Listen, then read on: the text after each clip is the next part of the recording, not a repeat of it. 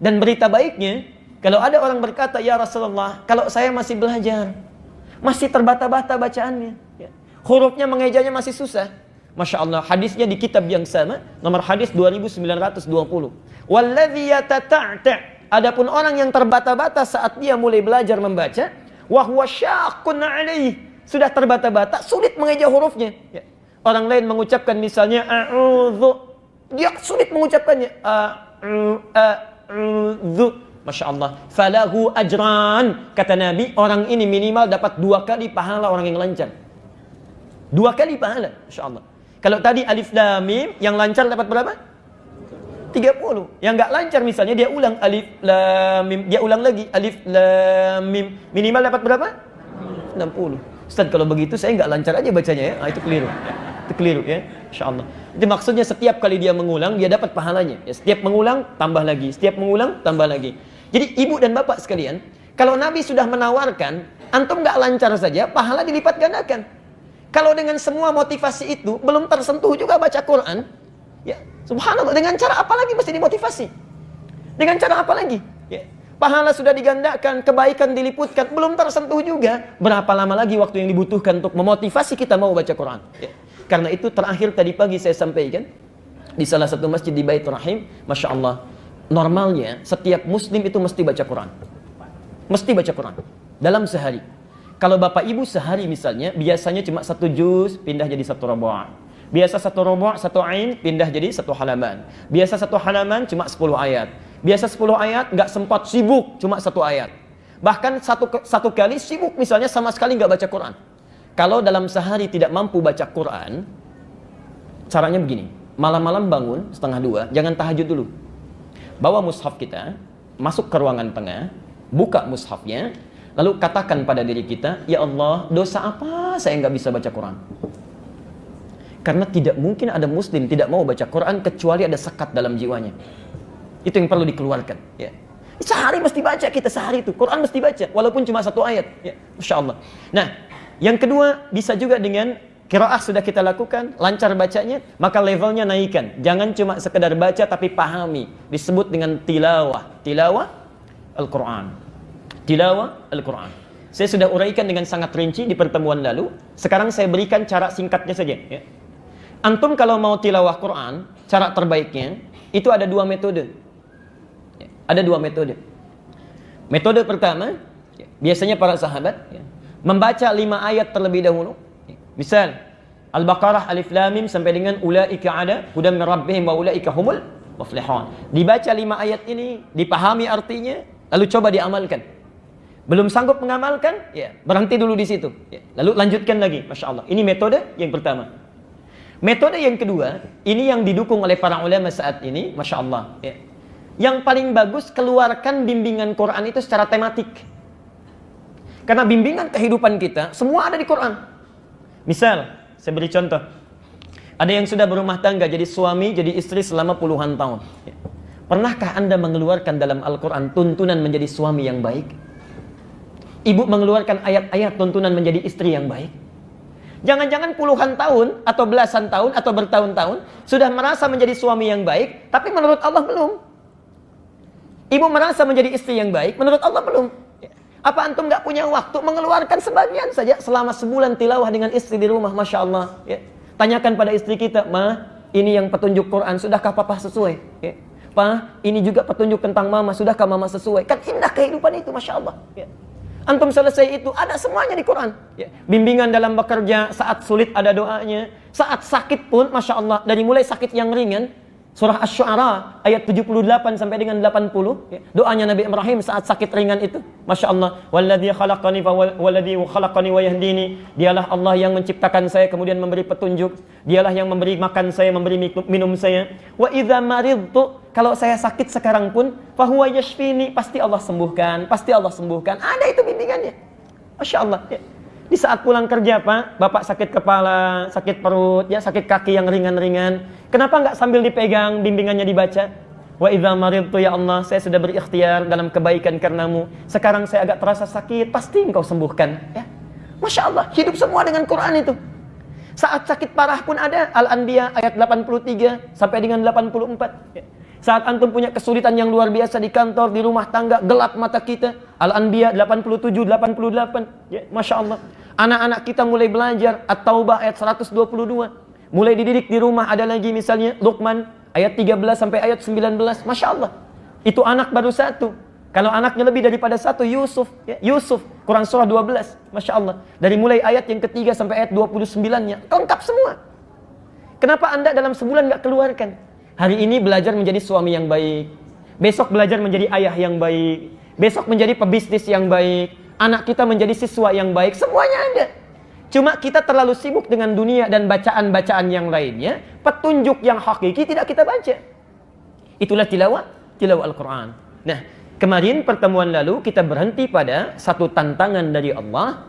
Kalau cuma tilawah mushafnya dipegang, kemana-mana agak susah, berat.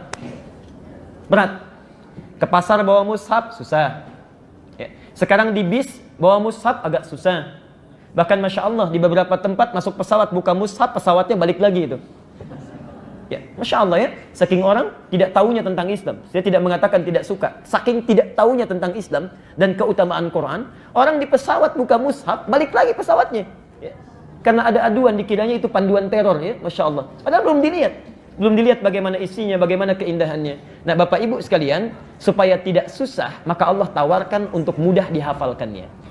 Untuk mudah dihafalkannya. Di situ kita berhenti dan di sini saya akan mengingatkan. Maaf, insya Allah saya tidak lupa. Dan rekamannya juga ada. Ya. Kita punya tugas dari bulan kemarin, hari ini 40 ayat. Saya yang khusnuzan pada Allah karena syaratnya tidak mungkin masuk ke masjid kecuali ayatnya sudah dihafalkan. Insya Allah. Sudah hafal Qurannya? Sudah mulai menghafal? Kalau Anda menghafal kurang dari 40 ayat, artinya berhasil itu hafalannya. Walaupun cuma 1 ayat, 2 ayat, 3 ayat, 5 ayat, karena pemula yang menghafal Quran sebaiknya tidak melebihi daripada 10 ayat. Ya, karena ada hikmah nanti di balik itu. Ya, ada hikmah di balik itu. Nah, saya ingin berikan dulu yang tidak saya sampaikan di pertemuan yang lalu. Perhatikan sini. Sudah.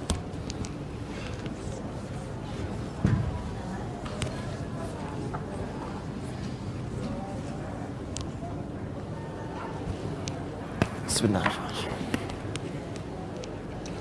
Kemarin kita diajarkan teori bagaimana menghafalkan Quran dari mula, ya, dalam jeda selama sepekan sampai dengan selama 1 bulan, ya. Dengan harapan itu teorinya sudah didapatkan, kita bisa praktikkan. Perhatikan sini, Bapak Ibu sekalian, ternyata menurut para penelitian ahli qiraat, orang-orang yang benar belajarnya, belajar Quran, pertama kali menghafal itu tidak banyak yang dihafalkan. Bahkan seorang guru pun kalau ingin mengecek orang yang baru pertama kali menghafal, itu tidak banyak yang diberikan. Paling banyak 5 ayat. Apa di antara hikmahnya? Masya Allah. Karena itu saya pernah ajarkan, kalau Bapak Ibu masih ingat, ya, hari Senin itu tidak menghafal. Ya. Sabtu 3 ayat, Ahad 2 ayat, setelah 5 ayat, Senin nggak menghafal sama sekali. Ya. Mengulang. Nah, mengulang itu bukan sekedar melekatkan ingatan, tapi memperbaiki makhraj. Ya. Makhraj. Dan sifat huruf, cara kita mengucapkannya. Perhatikan cara Allah mengajarkan kita menghafal Quran. Saat kita membaca alif lam mim, huruf yang paling mudah. Setelah itu diajarkan mengucapkan huruf yang agak sukar. Supaya terbiasa. The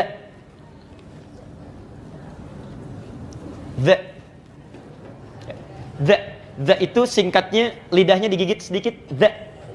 Ya. Saya berikan contoh saja sebentar. Kalau antum sudah lancar mengucapkan sudah benar, maka tambah ayat ketiga, za-nya dirubah menjadi zi.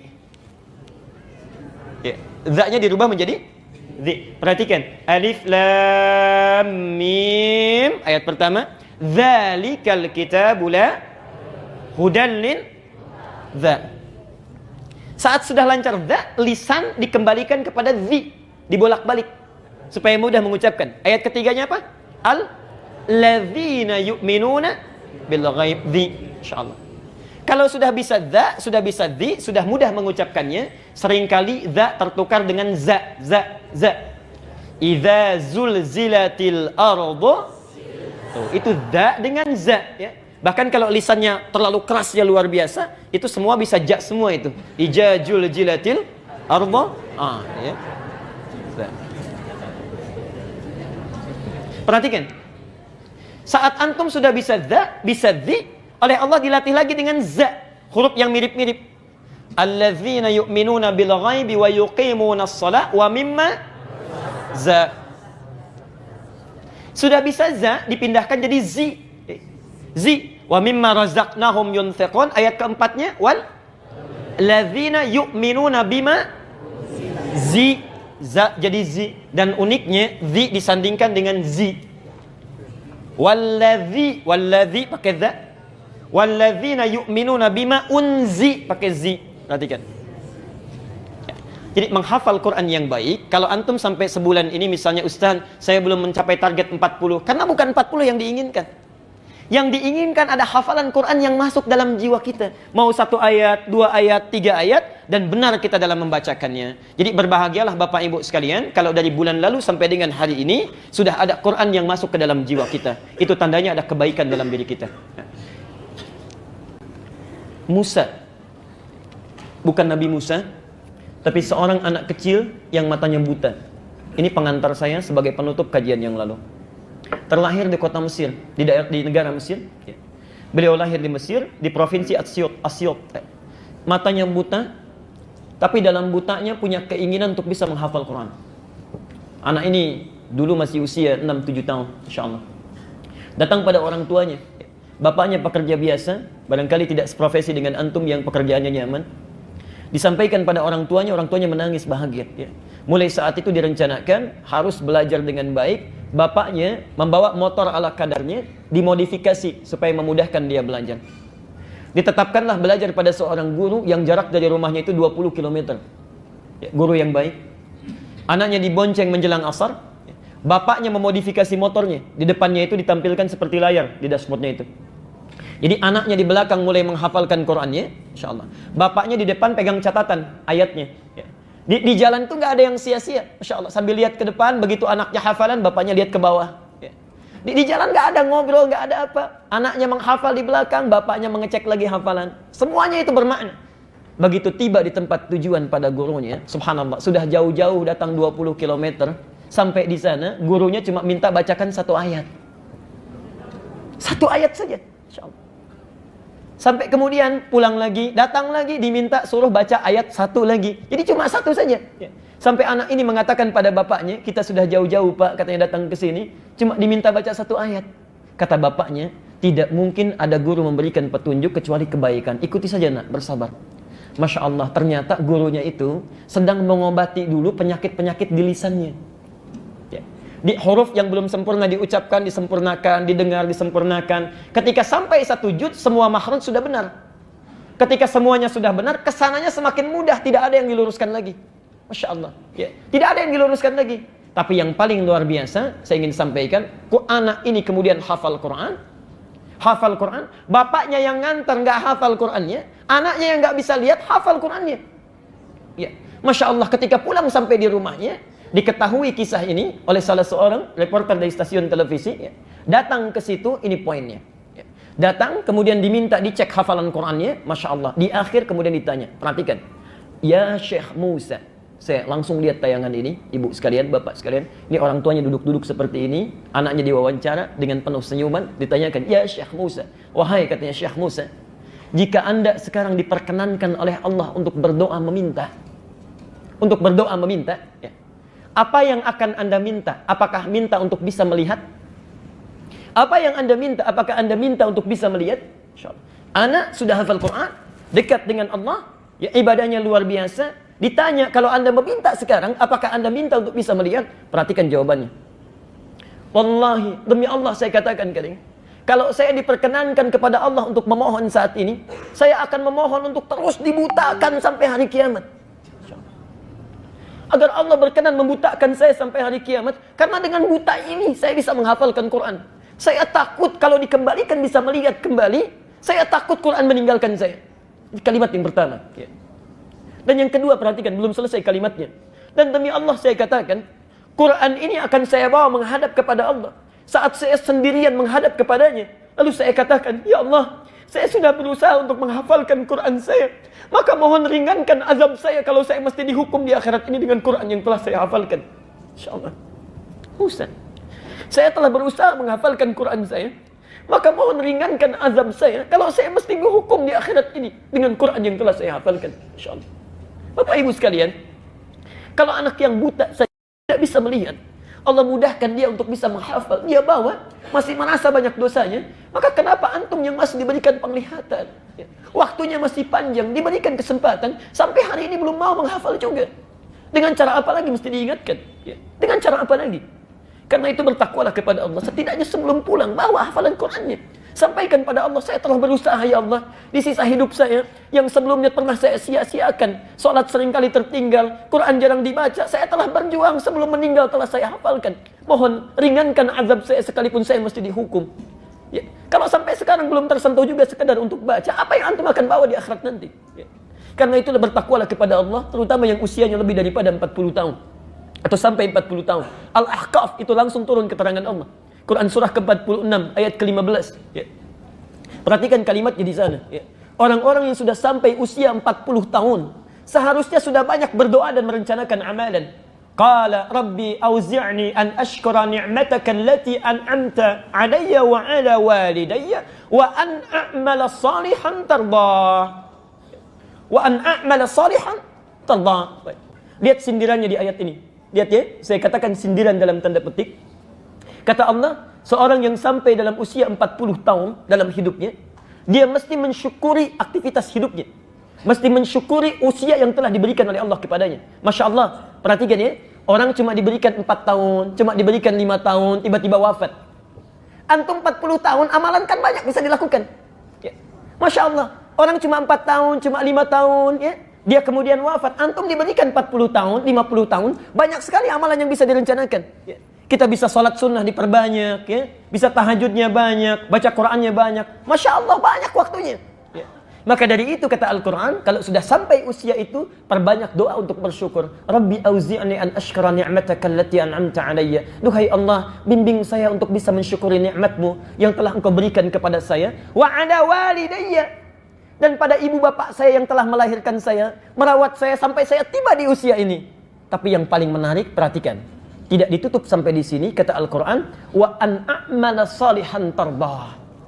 Dan tolong bimbing saya untuk memperbaiki aktivitas hidup saya yang lebih Engkau ridhai. Nah, kalimat terakhir ini itu sindiran dari Quran. Seakan-akan mengatakan, hei, ada hambaku yang sudah diberikan usia sampai 40 tahun, tapi hidupnya itu sia-sia. Amalnya tidak Allah ridhai. Ya. Masya Allah, anak usia 4 tahun di Palestina sudah hafal 10-15 juz Quran. Ini 40 tahun, 1 juz pun belum hafal, kemana aja? Ya. Anak usia 4 tahun, 5 tahun, sholatnya sudah bagus, puasa sudah dilatih. Ini 40 tahun, 50 tahun, Masya Allah, untuk latihan pun masih belum. Kemana aja selama ini? Ya.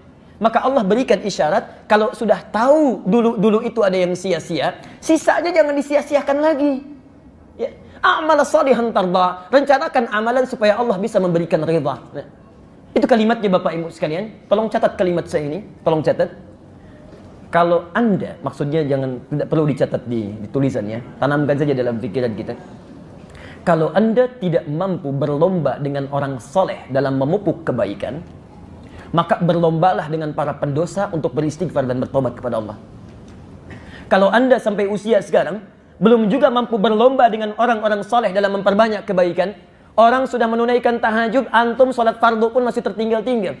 Orang sudah menghafal Quran, antum baca Quran pun masih terus didorong-dorong. Kalau nggak mampu berlomba dengan orang soleh dalam memperbanyak kebaikan, maka berlombalah dengan para pendosa untuk beristighfar dan memperbanyak taubat kepada Allah Subhanahu wa taala. Ya.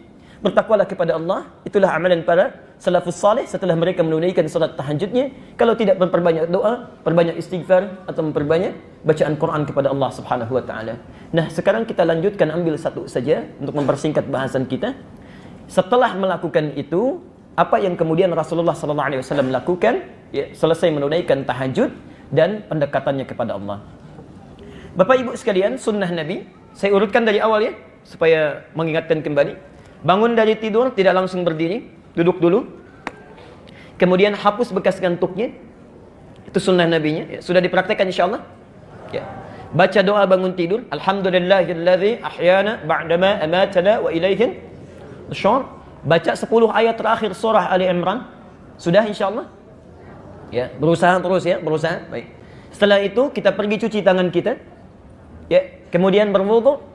Kalau berhubungan suami istri kemudian mandi dulu, janabah, ya. Lalu tahajud tadi malam, insyaallah. Ayo, ya. Jangan tunggu waktu, begitu diajarkan sekarang langsung praktekkan, ya. Keluar dari masjid ada peluang dipraktekkan, praktekkan. Amalannya malam praktekkan, ya. Belum pernah memulai dengan 2 rakaat, masyaallah, ya. Tahajud lakukan, ya. Selesai tahajud bisa perbanyak istighfar, wabil asharihum yastaghfirun. Bisa memperbanyak doa kepada Allah. Silakan antum memohon. Hadisnya qudsi sudah pernah saya sampaikan, ya. Allah berikan 3 pilihan, ya ibadi, hai hambaku. Sepertiga malam terakhir Allah turunkan rahmatnya ke langit dunia, ya. Menawarkan 3 hal. Ya ibadi, hai hambaku, siapa yang menginginkan rahmatku aku berikan, yang berdoa aku kabulkan, yang memohon ampunan aku ampuni saat ini. Setiap malam berlangsung, setiap malam, Masya Allah. Di akhir penghujung sebelum fajar. Kemudian kita boleh perbanyak doa, dan yang terakhir perbanyak bacaan Quran, hafalan Quran atau tilawah Al-Quran. Nah, setelah itu tiba waktu panggilan azan, ya. Jadi Rasulullah melakukan itu sampai muncul panggilan azan subuh. Apa yang dilakukan oleh Nabi ketika azan subuh itu mulai memanggil? Nah, Bapak Ibu sekalian catat dalilnya, supaya bahasan kita ada landasannya dalam Al-Quran dan Sunnah Rasulullah Sallallahu Alaihi Wasallam. Ya. Saya agak kurang suka kalau menyampaikan materi tidak ada sandaran dalilnya, ya. Atau cuma kita menyampaikan panjang-panjang ternyata dalilnya tidak ada, itu capek-capek sendiri nanti, ya. Baik. Pernah dengar hadis ini? Makan saat lapar, berhenti sebelum kenyang. Oh, ya. Itu hadis palsu, ya. Saya sering bercanda menyampaikan, saking palsunya di kitab hadis palsu pun nggak ada, ya, saking palsunya, ya. Itu cuma ada di kitab karangan Jalaluddin As-Suyuti. Beliau punya kitab cerita namanya Ar-Rahmah fit Tibbi wal Hikmah, ya. Itu ada di halaman 19 sampai halaman 25. Itu kisah, ya, kisah. Tapi yang paling menarik sekarang bulan apa? Rajab, ya, Rajab. Paling menarik itu hadis tentang Rajab, ya. Hadis tentang bulan Rajab. Antum jangan keliru, saya sering katakan hadis tentang puasa khusus ya, ingat, mengkhususkan puasa di bulan Rajab itu yang dhaif itu cuma 2 hadisnya. Cuma 2, ya. Dan dua-duanya ini tercantum di dalam Musnad Ahmad, ya, dari Abdullah bin Abbas nomor 259, ya. 259. Sisanya palsu semua. Ya. Cuma 2 yang dhaif, sisanya palsu, mengkhususkan puasa di bulan Rajab, mengkhususkan, ya. Dan ada 1 hadis palsu yang adanya cuma di Indonesia. Yang lain nggak ada. Itu mulai dari tahun kemarin itu. Mulai dari tahun kemarin. Kalau yang umum di berbagai negara, ada yang ini, bunyinya pernah dengar? Siapa yang puasa 1 hari di bulan Rajab mendapatkan pahala sekian, 3 hari sekian, 7 hari dibukakan 8 pintu surga. Pernah dengar itu? Masya Allah, ya. Antum kalau gitu nggak usah puasa Ramadan, puasa Rajab aja 7 hari itu, dibukakan pintu surga, ya. Yang paling menarik, ada ujungnya dari tahun kemarin, ya. Dan masih ada sampai sekarang, saya dikabari, ya, siapa yang menyebarkan informasi ini akan dibukakan 80 pintu surga. Pernah dapat SMS itu? Siapa yang menyebarkan informasi ini dibukakan 80 pintu surga. Itu bukan hanya nggak ada di hadis palsu, adanya cuma di kita itu. Cuma di kita, silakan cek, nggak ada di kitab-kitab yang lain, termasuk di negara lain, ya. Dan itu sebetulnya membodohi diri sendiri. Ya udah nggak usah puasa, sebarin aja informasinya. Ya, baik. Tapi maafkan saya, bukan berarti tidak boleh ada dalil khusus puasa di bulan haram. Hadisnya sahih, ya. Puasa yang paling dicintai Rasulullah setelah bulan Ramadan itu adalah puasa di bulan-bulan al-haram. Ada 4 bulannya. Dzulqa'dah, bukan Dzulqa'dah, ya, tapi Dzulqa'dah, ya. Bukan Dzulqa'dah, bukan Dzulqa'dah, tapi Dzulqa'dah. Oke. Kemudian yang kedua Dzulhijjah, ya. Yang ketiga Al-Muharram, bukan Muharram tapi Al-Muharram. 3 berurutan. Yang keempat Rajab. Jadi saat masuk di bulan ini antum boleh memperbanyak puasa, Senin, Kamis, Ayyamul Bid, puasa Daud, silakan. Tapi kalau puasa yang sifatnya lebih banyak daripada itu nanti Sya'ban. Itu hadis yang sahih, ya, dari Aisyah radhiyallahu anha sebagai pemanasan menuju Ramadan. Untuk yang sekarang hadis Muslim, riwayat Muslim, nomor hadis 724, 725, 728. Nanti kita bacakan hadisnya. Kedua, hadis riwayat At-Tirmidzi nomor hadis 418. 3, hadis riwayat Al-Bukhari. Maaf, saya berikan nomor ketiga, bukan nomor pertama, karena ini menguatkan, ya. 1169. Teruskan dulu.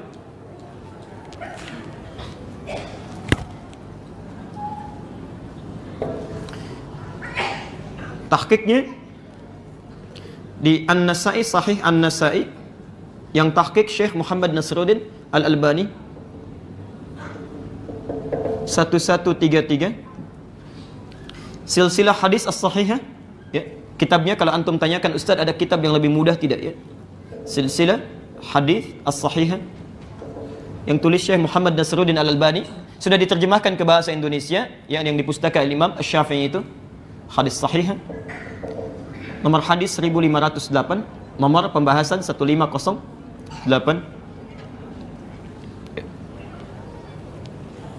Baik, sudah? Bapak Ibu sekalian, sekarang kita sudah tahajud, ya, insyaallah. Kemudian sudah beristighfar, sudah berdoa kepada Allah, memperbanyak bacaan Quran. Tiba kemudian azan subuh berkumandang. Apa yang dilakukan oleh Rasulullah? Nah, Masya Allah. Ibu dan bapak sekalian, Rasulullah SAW saat azan subuh sudah memanggil, beliau menjawab panggilan azan itu, tapi masih berada di rumahnya, menunggu azan selesai. Ya. Jadi belum ke masjid, ya. Beliau berada di rumahnya, kemudian menunggu azan selesai, lantas menunaikan 2 rakaat fajar, ya, 2 rakaat sebelum salat subuh.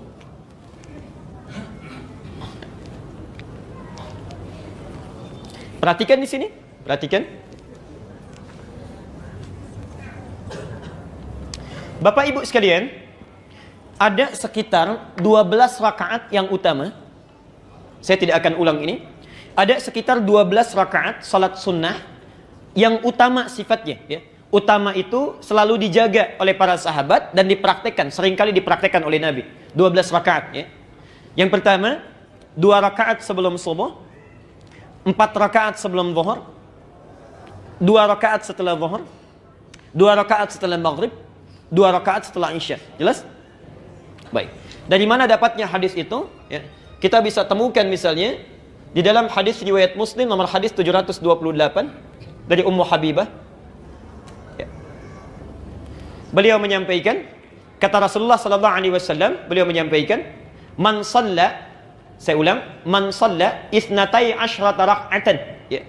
Fi yaumin wa lailatin. Siapa yang menunaikan salat 12 rakaat sehari satu malam, maksudnya salat sunnah yang mengikuti yang fardu, ya. Bunya lahu bihinna baitun fil jannah, maka Allah akan bangunkan baginya satu rumah di dalam surga. Siapa yang menunaikan salat sunnah yang mengiringi salat fardu sebanyak 12 rakaat, ya, dilakukan konsisten sehari semalam, ya. Karena 2 rakaat sebelum subuh, ya, 4 rakaat sebelum zuhur, 2 rakaat setelah zuhur itu kan siang, ya. Kemudian 2 rakaat ba'da maghrib, 2 rakaat ba'da isya itu malam. Yang konsisten melakukan itu selama hidupnya, Allah akan bangunkan sebagai tambahan baginya satu rumah di surga. Hadis sahih, riwayat Muslim nomor hadis 728. Ustadz, dari mana taunya 2 rakaat sebelum subuh, 4 rakaat sebelum zuhur, 2 rakaat sesudah zuhur, 2 rakaat setelah maghrib, 2 rakaat setelah isya? Itu ada di At-Tirmidzi, lebih lengkap lagi, nomor hadis 415. Ya. Orangnya sama. Jadi ini umumnya, kalimat umumnya, ini rinciannya, ya. Ini rinciannya. Nah, Bapak Ibu sekalian, dari 12 rakaat itu, maka Rasulullah mencontohkan kepada kita memulai dengan 2 rakaat sebelum subuh. Dalilnya hadis riwayat Muslim nomor hadis 725 dulu. 725. Didapati juga di At-Tirmidzi nomor hadis 418. Perhatikan keutamaannya, perhatikan. Keutamaan 2 rakaat sebelum subuh. Ini saking pentingnya, Rasulullah tidak pernah meninggalkannya selama hidupnya. Saking pentingnya, ya. Dan ada 2 salat yang hampir tidak pernah ditinggalkan oleh Nabi. Hampir tidak pernah ditinggalkan oleh Nabi. Bahkan dalam perjalanan pun masih dikerjakan. Yaitu 2 rakaat sebelum subuh dengan salat witir, ya. Itu seringkali dikerjakan. Perhatikan, kata Rasulullah, rak'atal fajri, 2 rakaat salat yang ditunaikan sebelum subuh itu khairum minad dunya wa ma fiha. 2 rakaat fajar atau 2 rakaat sebelum subuh itu, qabliyah subuh, pahalanya, nilainya di sisi Allah lebih baik daripada dunia dan seisinya. Masya Allah. Dunia dan seisinya. Perhatikan sini. Ini semua ada dunia dan isi-isinya. Kalau kita miliki itu nggak ada nilai apa-apanya dibandingkan menunaikan 2 rakaat sebelum subuh. Jadi kalau antum menunaikan 2 rakaat sebelum subuh, itu nilainya di sisi Allah lebih dibandingkan daripada dunia dan seisinya. Nggak ada nilainya. Ya. Walaupun di dunia ini ada tambahan lagi orang kaya, tambah lagi orang kaya, kumpul lagi. Itu nggak ada nilainya dibandingkan 2 rakaat sebelum subuh. Nah, sekarang ayo saya mau tanyakan sebentar. Maafkan saya, kalau nanti Al-Ihsan bikin pengumuman, nggak usah tunggu bulan depannya. Mana DKM-nya ini? Ada DKM-nya? Pak Iman, Ustadz Iman tolong bikin pengumuman setelah ini. Yang sholat subuh di Masjid Al-Ihsan besok, masing-masing dapat amplop 500.000. Baik ya? Masing-masing dapat amplop berapa? 500.000. Siap Ustadz? Ya. Cuma diumumkan saja kan? Cuma diumumkan. Umumkan. Lihat sini ya. Lihat. Azan subuh jam 4 lewat 36. Datang jam berapa ke sini? Dan maaf, terbatas cuma 100 orang pertama. Datang jam berapa? Masya Allah. Jam 2. Tadi jawaban jam 2. Perhatikan. Kata Ali bin Abi Thalib, ajaban linnas, sungguh aneh manusia ini katanya. Sungguh aneh manusia ini. Sudah tahu akan meninggal, tapi nggak pernah serius menyiapkan bekal untuk meninggalnya. Ya. Itu Ali dulu, sekarang lebih aneh lagi. Masya Allah, lebih aneh lagi. Dikasih uang 500.000, azan jam 4.36, bangun dari jam 2. Cuma 500.000, Allah tawarkan dunia dan seisinya. Dipanggil 4.36, baru bangun jam 6 lewat 34. Masya Allah. Ini kan aneh ya, aneh sebetulnya. Allah tiap hari tawarkan, lebih baik daripada dunia dan seisinya, kumpulkan pahala. 500.000, Masya Allah. Dari jam 2 kita siap-siap. Tiap hari ditawarkan, subuh terlambat terus. Berubahnya mau kapan? Kurang apa lagi mau dimotivasi? Masya Allah. Ini bagian yang pertama. Nah, Bapak Ibu sekalian, saking pentingnya ini, jadi di hadis itu setidaknya ada 3 kalimat lebih baik daripada dunia dan seisinya.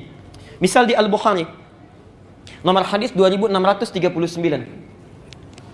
Al-Bukhari, nomor hadis 2639.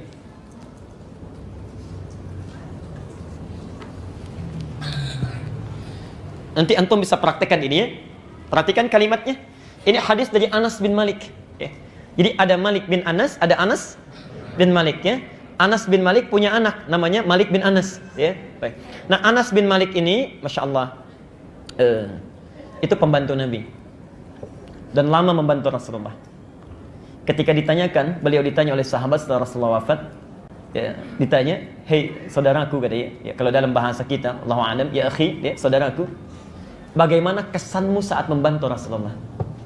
Perhatikan kata Anas bin Malik, tidak pernah saya dapati Rasulullah saat saya bantu kecuali mendengar satu kalimat dari lisan beliau, satu kalimat saja. Perhatikan kalimatnya, kata Nabi, apa yang bisa saya bantu? Madza akhdubuk? Selama saya bantu Nabi, saya nggak pernah dengar kalimat dari Nabi kecuali satu. Kata Anas ini, apa yang bisa saya bantu? Masya Allah. Ini paling luar biasa. Anas itu jadi pembantu Nabi, bukan sekedar ingin jadi pembantu. Ya, Masya Allah. Beliau itu ingin mengabdikan hidupnya supaya lihat bagaimana kehidupan sunnah langsung dari sumbernya. Ya. Jadi seorang tuan kan wajar minta dibuatkan kopi, cucikan piring dan sebagainya misal ya. Ini tidak pernah mengalir dari lisan Nabi, saking mulianya manusia ini. Hanya mengatakan apa yang bisa saya bantu katanya. Masya Allah. Karena Nabi itu makan, Masya Allah, tempatnya dicuci sendiri. Kalau kita piringnya cuci sendiri. Ya. Ada sendalnya copot, kemudian beliau sambungkan sendiri. Bajunya robek, kemudian dijahit sendiri. Ya. Orang yang dijamin masuk surga, bebas dari kesalahan. Hisabnya tidak ada hisab bagi beliau. Langsung surganya nunggu nama Muhammad. Tidak akan dibuka itu pintu surga kecuali Muhammad masuk duluan. Ya. Man ant, kata penghuni, kata penjaga surga. Muhammad, kata Rasulullah. Kata penghuni, kata penjaga surga ini, aku diperintahkan untuk tidak membuka pintu surga kecuali engkau masuk duluan. Dan Muhammad ini tidak akan pernah masuk surga kecuali menunggu umatnya semuanya masuk. Tidak masuk surga kecuali menunggu umatnya kumpul. Ditunggu itu kita ditunggu oleh Rasulullah. Sampai semua terkumpul baru dibimbing oleh beliau masuk surga. Muhammad sallallahu alaihi wasallam. Masya Allah. Kita yang selalu ingin bersama beliau, yang selalu mengatakan sunnahnya dan sebagainya, kita ikuti, kita praktekkan. Sudahkah? Masya Allah. Ya. Sudahkah kita memulai dalam hidup? Kadang-kadang kita nuntutnya banyak. Ya. Makan, berikan pada orang lain. Ya. Masih disisakan juga, masih dibuang juga. Piringnya dibebankan pada orang lain. Copot berikan pada orang lain. Macam-macam, Masya Allah. Dalam hidup kita selalu mengatakan, saya ikut sunnah Nabi, ikut sunnah Nabi, ikut sunnah Nabi. Apa yang sudah kita banggakan di hadapan Rasulullah? Masya Allah. Karena itu bertakwalah kepada Allah. Hadirin sekalian, Bapak Ibu sekalian, itulah Muhammad. Kata Anas bin Malik, saya tidak pernah dengar sesuatu pun dari lisan Nabi kecuali apa yang bisa saya bantu. Muhammad sallallahu alaihi wasallam. Insyaallah. Ya. Karena itu kata Jibril alaihi salam, kata Jibril, hadis sahih dalam Mustadrak Al-Hakim, ya, sebutkan Nabi sallallahu alaihi wasallam satu kali akan naik ke mimbar, lalu turun Jibril.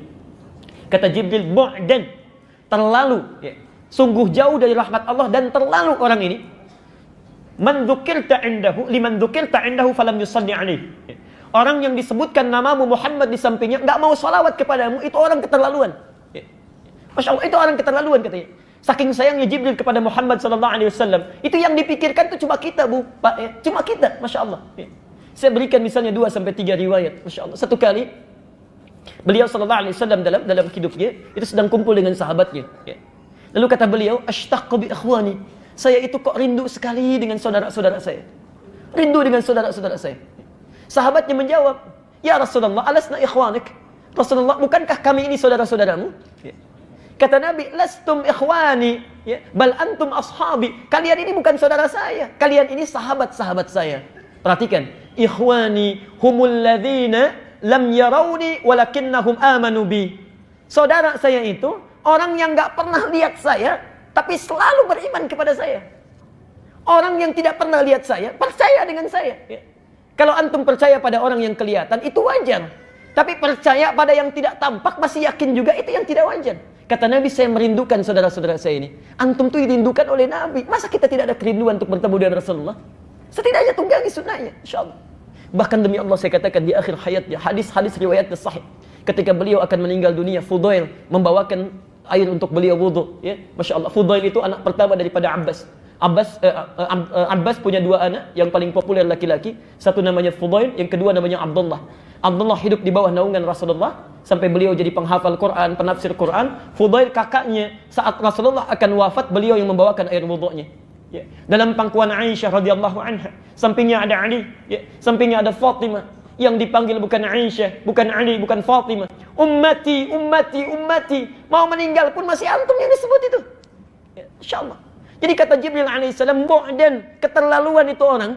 Liman dzukirta indahu falam yusalli alaihi. Disebutkan namamu, salawat saja dia tidak berkenan. Jadi tidak mampu kita membalas jasanya Rasulullah sallallahu alaihi wasallam. Setidaknya kalau Anda tidak bisa balas itu, salawatlah kepada beliau.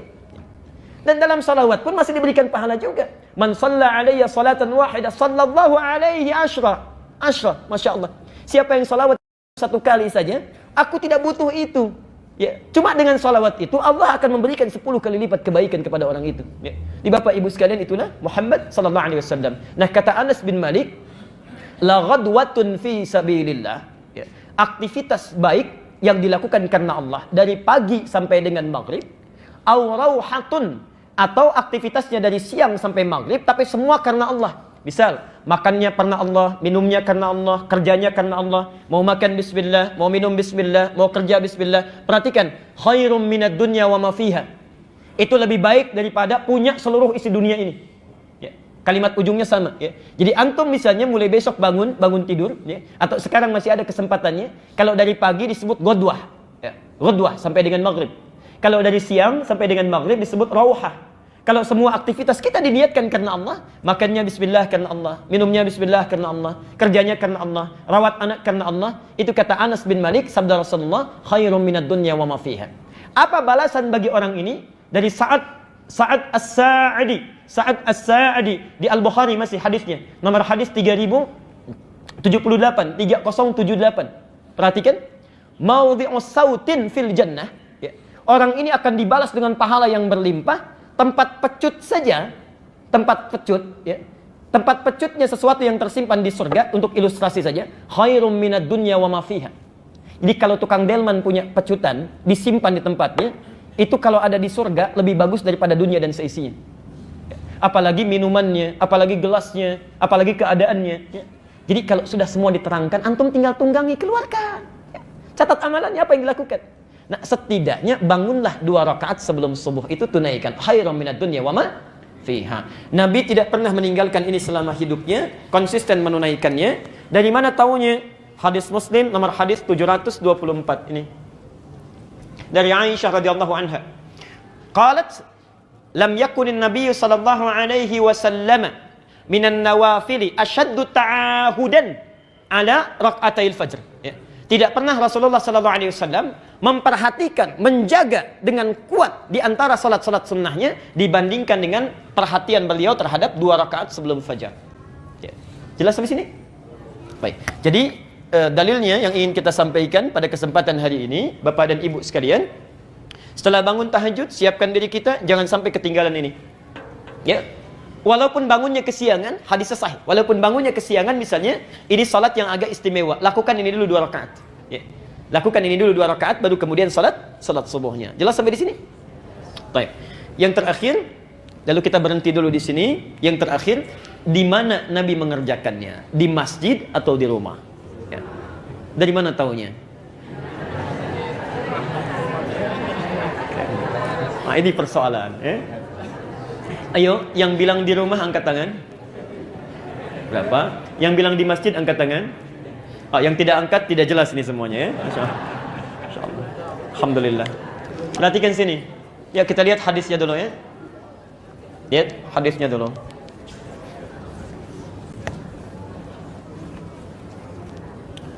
Ada di hadis Zaid, setidaknya 3 hadis kita kumpulkan ya. 3 hadis kita kumpulkan. 1 dari Zaid bin Thabit, orang-orangnya. 1 Zaid bin Thabit Maaf ya, barangkali agak kurang jelas. Dari Zaid bin Thabit ada 3 hadis. Nah, rumus dalam ilmu hadis, kalau ada satu amalan sifatnya, dalilnya cuma 1, contohnya 1, artinya itu contoh yang paling jelas. Tidak boleh kita mengambil cara lain-lain lagi. Ya. Tidak perlu kreatif. Jadi kalau misalnya satu amalan, hadisnya 1, contohnya 1 prakteknya.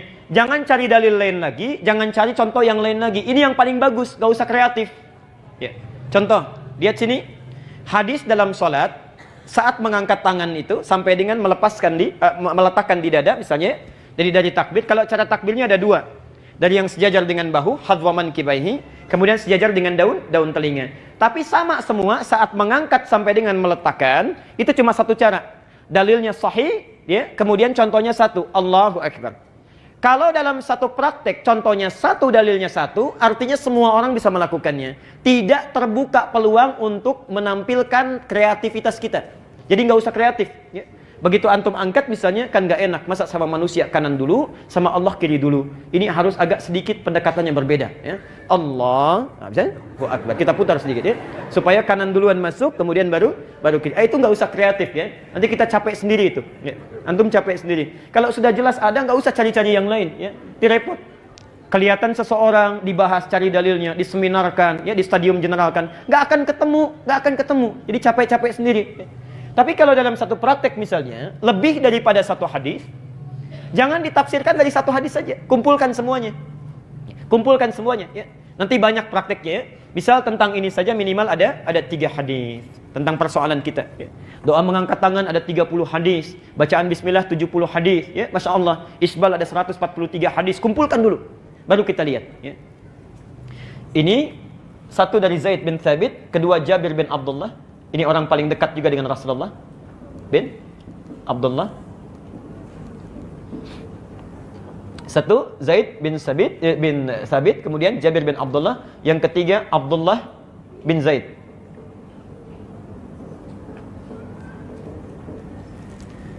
Perhatikan sini. Ya. Ini antum bisa temukan hadisnya yang sudah saya tuliskan tadi. Ya. Di An-Nasai 1133, kemudian bisa dilihat di silsilah hadis sahihah nomor hadis 1508. Baik. Bapak Ibu sekalian, saya bacakan hadisnya dari Zaid dulu ya. Qala Rasulullah sallallahu alaihi wasallam, Rasulullah sallallahu alaihi wasallam satu kali bersabda ya, di orang-orang itu pada salat sunnah di masjid, lalu Nabi menyampaikan, "Shallu ayyuhan nasi fi buyutikum." Hei orang-orang, kata Rasulullah, ayo cepat salat di rumah aja, di rumah ya. Fa inna afdhala salatil mar'i fi baitihi illa al-maktubah. Salat yang terbaik yang dilakukan oleh setiap orang itu lebih bagus di rumahnya, kecuali salat yang fardu, salat wajib. Ya. Di salat sunnah, ya, dari hadis ini sebaiknya dilakukan di mana? Di rumah. Ya. Adapun salat fardu sebaiknya dilakukan di mana? Di masjid, melalui hadis ini. Ya. Ya Rasulullah, apakah qabliyah saja? Ya. Apakah qabliyah saja? Tidak. Ternyata ba'diyah juga sebaiknya dilakukan di rumah. Hadis dari Jabir yang ini bin Abdullah. Ya. Hadis dari Jabir bin Abdullah. Kata Rasulullah sallallahu alaihi wasallam, "Idza qada ahadukumus shalah fi masjidihi, idza qada ahadukumus shalata fi masjidihi." Kalau seseorang telah menunaikan salat fardu di masjidnya, perhatikan, sudah salat fardu di masjidnya, maka tunaikan, bahasa hadisnya, faj'al fi baitihi nasiban min salatih. Ya. Maka jadikan sisa salatnya itu di rumahnya. Jadikan sisa salatnya di rumahnya. Fa innallaha ja'ilun fi baitihi bis shalah khaira. Karena sungguh Allah Subhanahu wa taala akan memberikan kebaikan-kebaikan pada sisa salatnya itu saat dia berada di rumahnya. Ya. Jadi maksudnya kata para ulama, supaya di rumah itu banyak tempat sujudnya. Ya. Ramai dengan ibadah. Itu yang akan nanti memberikan kesaksian pada kita di akhirat nanti. Karena mulut terkunci, tangan diikat, cuma nanti benda-benda yang bersaksi kepada Allah. Idza zulzilatil ardu. Kemudian wa akhrajatil ardu wa qala al insanu, ayat keempatnya, yauma idzin tuhadditsu. Nah, jadi kata Al-Qur'an, saat bumi ini digoncangkan hancur seluruhnya, manusia pada keheranan, ada apa ini, diwafatkan semuanya, dibangkitkan, semuanya akan diam. Yang bersaksi itu tempat-tempat dan benda-benda yang kita pijak. Yauma idzin tuhadditsu akhbaraha. Ya, benda menceritakan apa yang terjadi. Perhatikan. Antum salat di rumah. Karpetnya sudah kita sediakan, dipakai sholat. Itu nanti yang akan bilang kepada kita, ya Allah, saya pernah dipakai sujud oleh orang ini. Tanggal sekian, bulan sekian, jam sekian. Ya. Masya Allah. Jadi jangan hanya ramaikan di masjid, rumah pun ramaikan. Ya. Karena itu ada saran dari para ulama, ini saran sangat bagus Bu ya, Pak. Kalau Anda memiliki sesuatu yang baru, pakai dulu untuk kepentingan Allah. Supaya mudah hisabnya. Misal, kita beli baju baru ini, Masya Allah ya. Kemudian setelah digunakan, gunakan dulu untuk Allah. Pakai dulu sholat ya, pakai sholat. Supaya saat ditanya dalam hisab itu ringan jawabnya. Dari mana rezeki yang kamu pakaikan itu untuk beli pakaian? Ya Allah, Engkau Maha tahu, Engkau bisa melihat dan mengetahuinya dengan pasti. Rezekinya saya dapatkan dari si A yang sangat halal. Dan Engkau ketahui itu. Kemana Engkau gunakan? Ya Allah, pertama kali saya gunakan itu adalah untuk menyembahmu. Dan Engkau paling tahu kapan waktunya, kapan saya gunakan, dengan keadaan apa saya gunakan itu. Masya Allah, ringan. Ya. Kita kadang terbalik. Ibu kalau pakai baju baru, dapat baru, digunakan apa dulu? Masya Allah. Kalau nggak kondangan arisan kan? Ya. Itu agak lumayan itu hisabnya. Awal-awal memang pede. Dari mana kamu dapatkan? Ya Allah, dari kerja keras suami saya, yang keringatnya Engkau ketahui sangat halal dia lakukan. Semuanya lancar-lancar. Kemana Engkau pergunakan? Kondangan ya Allah pertama kali. Nah itu persoalan ya. Persoalan itu. Baik. Lihat. Hadis yang kedua dari Jabir bin Abdullah ya. Maka ramaikan rumah dengan ibadah. Itu salat ba'diyahnya. Jadi kalau yang ada yang tanya qabliyah ini dalilnya, ba'diyah ini dalilnya. Tapi pertanyaannya, apakah semua salat sunnah itu mesti di rumah? Baik. Ditakhsis oleh Nabi, dikhususkan. Lihat pernyataannya, jangan berhenti di sini ya. Rahmakallah. Jangan berhenti di sini. Kalau Anda cuma baca 1-2 hadis saja, akan diambil kesimpulan berarti semua salat sunnah itu mesti di rumah. Perhatikan. Hadis selanjutnya, Abdullah bin Zaid bertanya kepada Rasulullah. Perhatikan pertanyaannya, ya rahmakallah. Ya Rasulullah, wahai Rasulullah, ayyuma afdalu min salati? Ya. Mana yang paling afdal di antara salat saya? Hal salati fil bait amil fil masjid, am fil masjid. Apakah salat yang saya lakukan di rumah saya atau di masjid? Okay. Apakah salat yang saya lakukan di rumah saya atau di masjid? Karena beliau melihat Rasulullah itu sunnahnya di rumah, kemudian baru ke masjid. Dijawab oleh Nabi. Perhatikan. Lihat jawabannya ya. Ala tara amma aqrabu min baiti? Ya. Ala tara amma aqrabu baiti min masjid? Maaf. Ala tara amma aqrabul baiti min masjid? Tidakkah engkau lihat jarak antara rumahku dengan masjid sedekat apa? Tidakkah engkau lihat jarak antara rumahku dengan masjid sedekat apa? Jelas sampai sini? Jelas ya? Belum selesai kalimatnya. Belum selesai. Maka tunaikanlah salatmu di rumah, ya kan? Bila tempatmu itu dekat dengan masjid. Ini kalimatnya. Ya, kurang lebih demikian. Saya mau tanya, maaf, rumah Nabi di mana? Kalau ini masjid, rumah Nabi ya di sini, belakang. Baik, ini isyarat yang cerdas untuk kita baca. Sunnahnya dilakukan di rumah kalau rumahnya dekat dengan masjid. Kalau rumah antum jauh dari masjid, jangan maksa.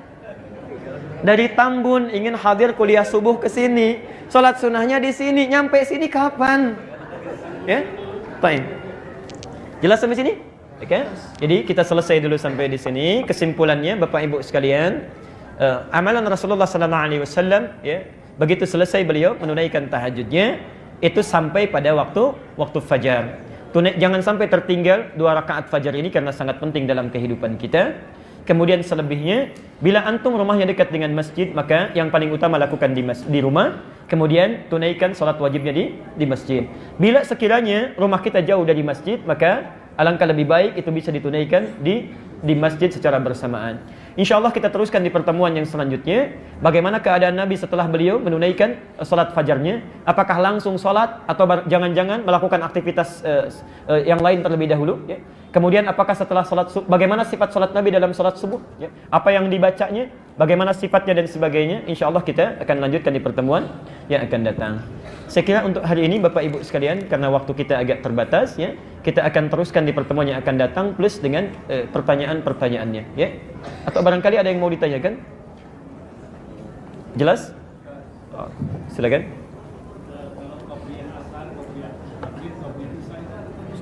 Baik. Jazakallahu khair. Pertanyaan qabliyah asar. Ini agak menggema keluar ya. Enggak apa saya dengar. Pertanyaan qabliyah asar, qabliyah maghrib, qabliyah isya, apakah ada tuntunannya? Nanti kita akan bahas saat sampai pada masanya, ya.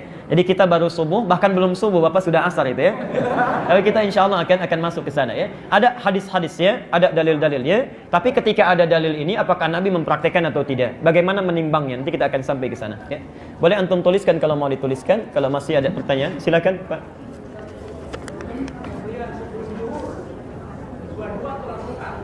Baik, ini antum sama saja, ini partner. Ini kayaknya teman dekat ini ya. Yang satu asar, yang satu dhuhur ya. Baik. Apakah 2-2 atau langsung 4? Yang paling bagus 2-2. Yang sebelum dhuhur itu ya 2 rakaat pertama, setelah itu salam ya. Baik. Dan maaf, ini penting saya garis bawahi. Sekali lagi, penting saya garis bawahi. Salat qabliyah sifatnya cepat. Cepat ya. Jadi jangan terlalu lama antum ya. Bacanya jangan terlalu panjang-panjang, singkat aja. Nanti kita terangkan pertemuan selanjutnya ya. Nabi seringkali membaca Al-Kafirun dengan Al-Ikhlas. Kata Aisyah, sampai-sampai saya tidak tahu kapan Rasulullah baca Al-Fatihahnya ya. Jadi jangan lama-lama kalau kalau menunaikan salat qabliyah ya. Baik. Bagaimana cara Rasulullah minum? Apakah 1 teguk 1 nafas atau 2 kali 3 nafas? Kita belum sampai ke minum, Bu ya. Nanti kita akan masuk ke situ ya. Jadi nanti cara Rasulullah makan, cara Rasulullah minum, nanti setelah selesai salat subuh baru kita sarapan ya. Makan, minum dan sebagainya. Nanti pada waktunya kita bahas. Jadi antum nanti ini wajib hadir nih ya. Pertemuan selanjutnya wajib hadir. Ya. Cukup ya untuk hari ini? Baik. Masih ada?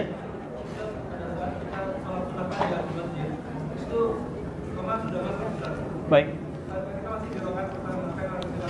Bagus pertanyaannya. Bapak Ibu sekalian, ini fikih aulawiyah, fikih prioritas.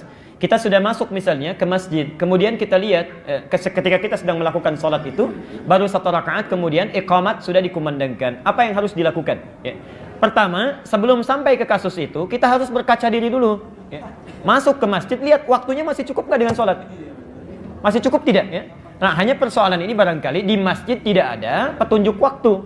Jadi begitu masuk sholat, tiba-tiba iqamat, apa yang dilakukan? Maka yang dilakukan, lihat dari fikih prioritas, hukumnya dipadukan dulu. Dibandingkan.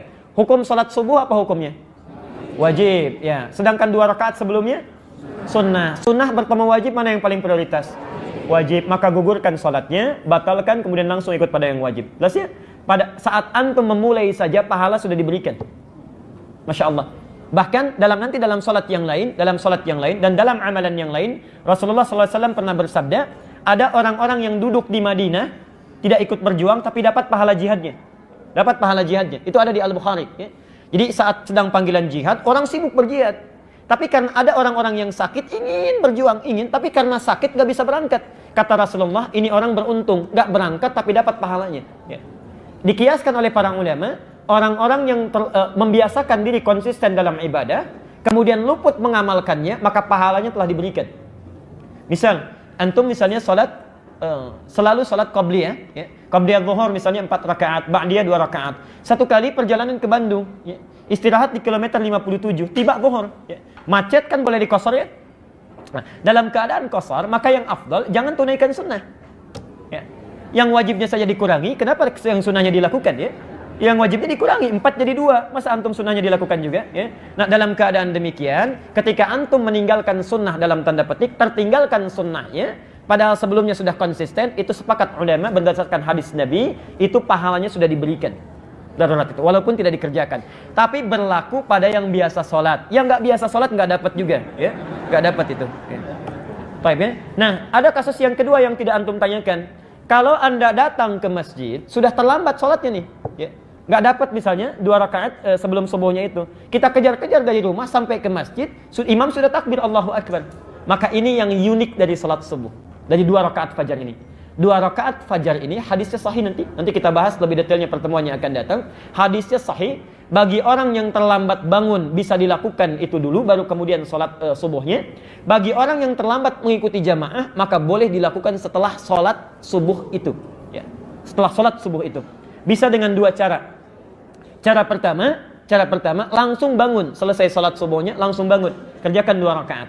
Tapi syarat yang pertama ini muqayyad lagi, diikat lagi dengan catatan masyarakat di sekitar sudah mafhum, tahu tentang hukumnya, ya. Tapi kalau tidak tahu antum jangan lakukan, jadi fitnah nanti. Ini kayaknya aliran sesat ini lain nih. Setelah subuh ada sholat sunnah lagi misalnya, jangan lakukan. Tunggu sampai menjelang duha. Awal duha, ya. Awal duha itu saat matahari lebih 1 tombak, sekitar 12 sampai 15 menit. Hadisnya At-Tirmidzi nomor hadis 586, ya, di situ. Nanti ada ditemukan di sana. Saya kira jelas ya? Baik. Jelas semuanya ya? Atau tidak jelas semuanya?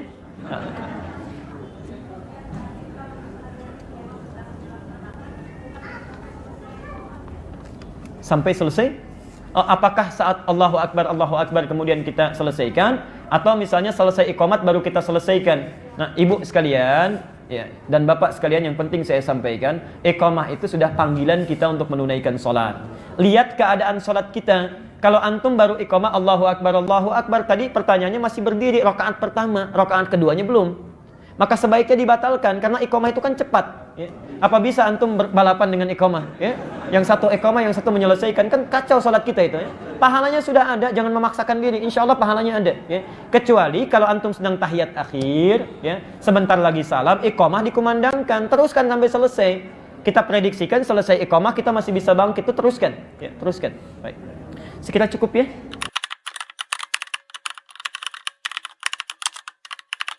チャンネル登録お願いね。